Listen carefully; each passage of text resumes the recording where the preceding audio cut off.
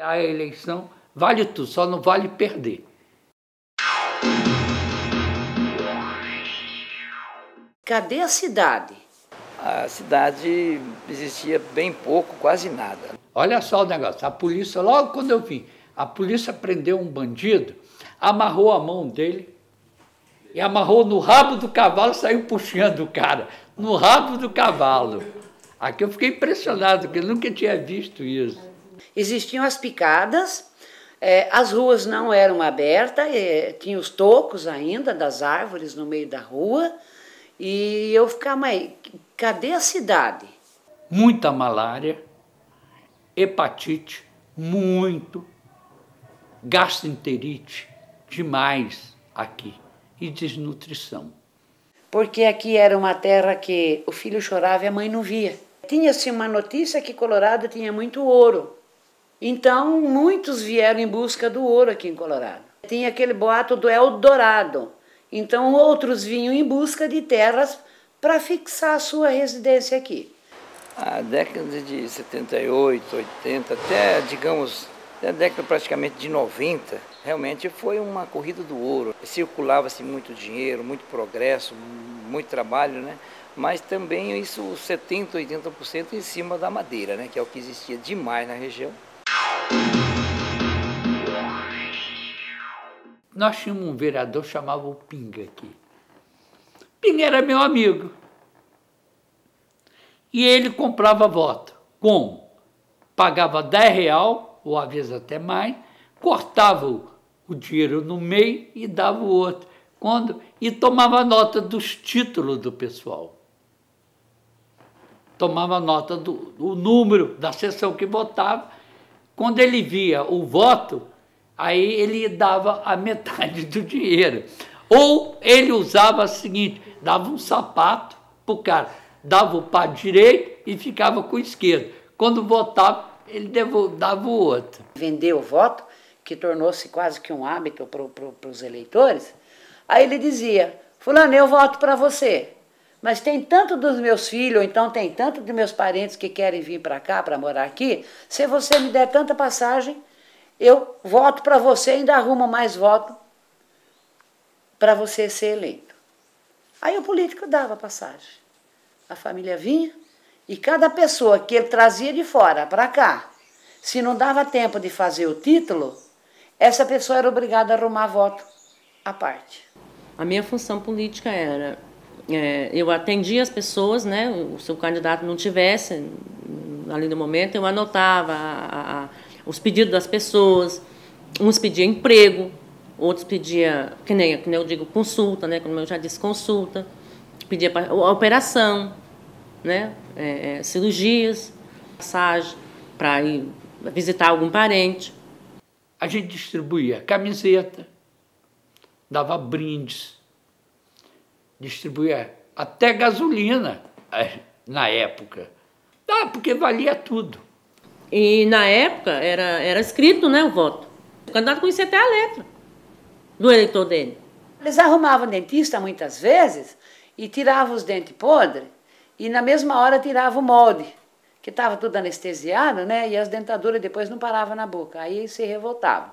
Mas eles tiravam os dentes, faziam os moldes, iam lá fora, mandavam fazer dentadura de caminhão e vinha e devolvia. E os votos era visto pela sessão que votava e iam lá conferir. Os políticos conferiam os votos por dentaduras.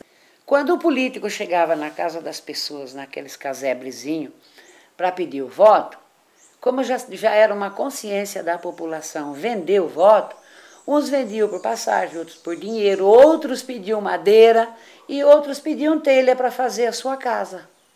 Você vai votar para quem? Vou votar para fulano. Por quê? Porque eu fui lá, ele me deu uma dentadura, minha senhora, ele pagou minha dentadura, mas ele anotou o número do meu título. Eles aceitavam os favores, as dentaduras, os óculos, roupa, aceitavam até mesmo passagem de ônibus, eles aceitavam, depois eles tinham medo de não votar para essas pessoas.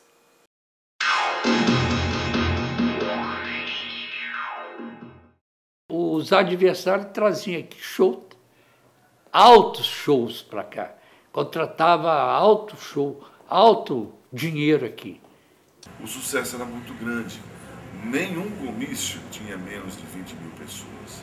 Os comícios eram realmente bem movimentados, tá? Pela ânsia das pessoas nos conhecerem pessoalmente, porque ouviam somente nossas vozes no rádio, e onde chegávamos era aquela alegria muito grande, éramos bem recebidos, com carreatas, as autoridades dos municípios sempre iam nos receber. Vinha até Zezé de Camargo aqui, teve aqui em Colorado. Campanha política, ela era assim uma campanha riquíssima, porque se via artistas de renomes fazendo em cima do palanque. Então isso para o povo dava a impressão que aquele candidato tinha dinheiro para trabalhar depois.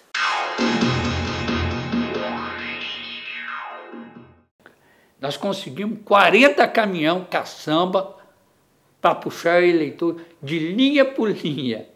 E vinha esse pessoal para votar. Se dava muita bola. Aí colocava o nome do candidato e o número nas costas, né? O número do candidato ali nas camisetas. E a bola também. O número, se tivesse jeitinho de escrever lá na bola o número do candidato, ia também, aí entregava. Aí levava, o candidato ia lá e entregava para o time de futebol. Quando a justiça se fez mais presente, teve político aqui que, mesmo exercendo cargo, foi preso. E de dentro da cadeia conseguiram abrir a porta e ele desapareceu. Tanto é que até hoje não se tem notícia de onde ele está.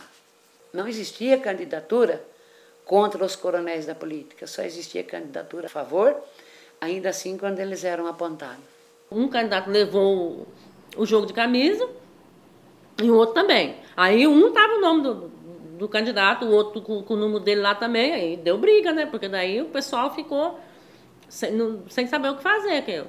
O time, quem vai atrás disso é uma pessoa, um responsável pelo time, ou então um responsável pela festa. Os pobres dos jogadores, às vezes nem estavam sabendo. Lógico que daí nem estava sabendo. Alguns estavam até bem fora. Chega lá na hora, é chamado para jogar. E aí chega lá, tá a muvuca lá dos candidatos, um brigando, um querendo que o time veste a camisa, o outro quer que o outro veste a camisa, é dele.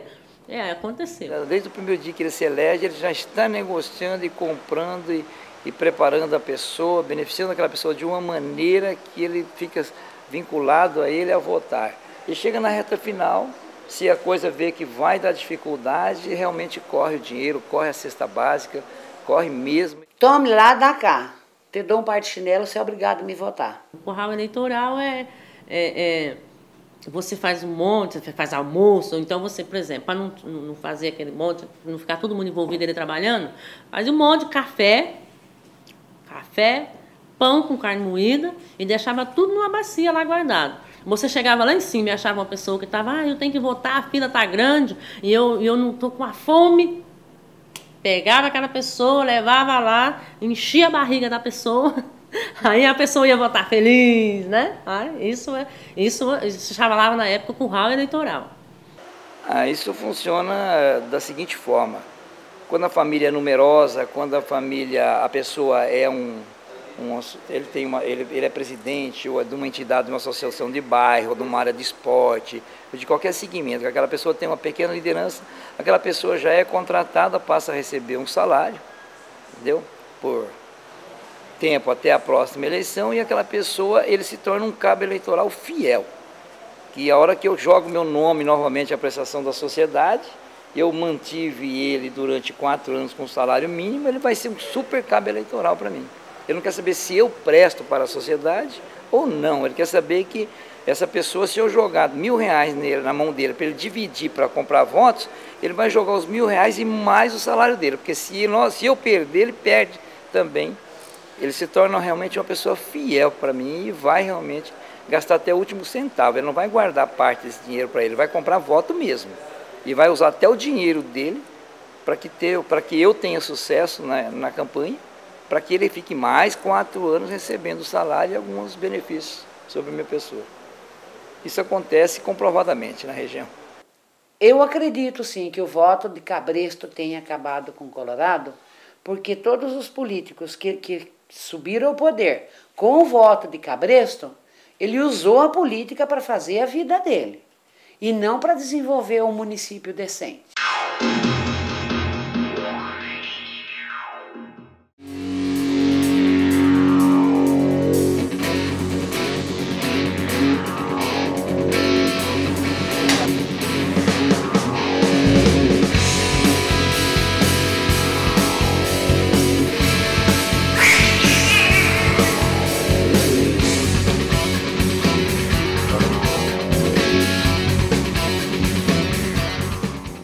Eu acredito que a urna biométrica foi instalada em Colorado por haver uma desconfiança de que houvesse duplicidade nos títulos. A urna biométrica foi implantada em Colorado do Oeste, assim como nos outros 2 municípios do Brasil, Fátima do Sul e São João Batista, por basicamente 2 motivos. Porque o município de Colorado estava enquadrado em um município que se necessitava fazer uma revisão eleitoral.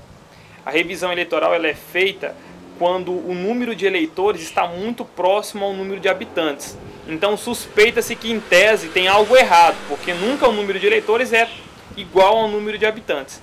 E segundo, porque era um município que não ultrapassava 15 mil habitantes. Porque aqui foi uma cidade onde o voto não era disputado corpo a corpo.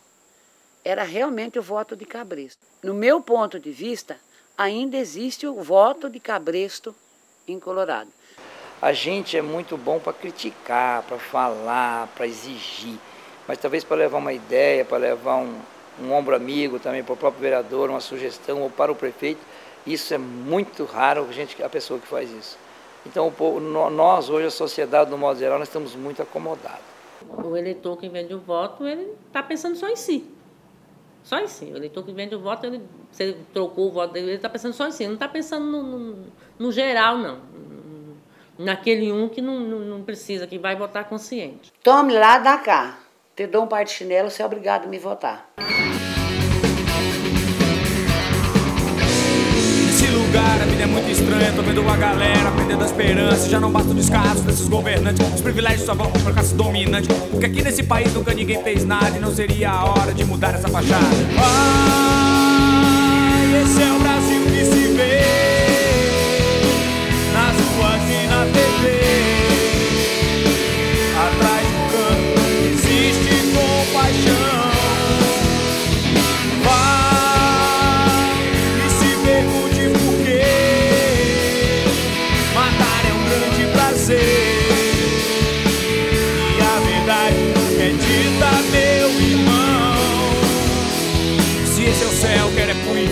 Tentei de tudo, mas nada deu certo. Tanta coisa eu já fui, mas nunca me encontrei. Só não quero mais problema com os homens de la vie. Matam primeiro, perguntam depois. Inocentes vão morrendo sobre a mira de um revólver. No corpo uma farda, na mente uma certeza. Com jeitinho brasileiro tudo se resolve.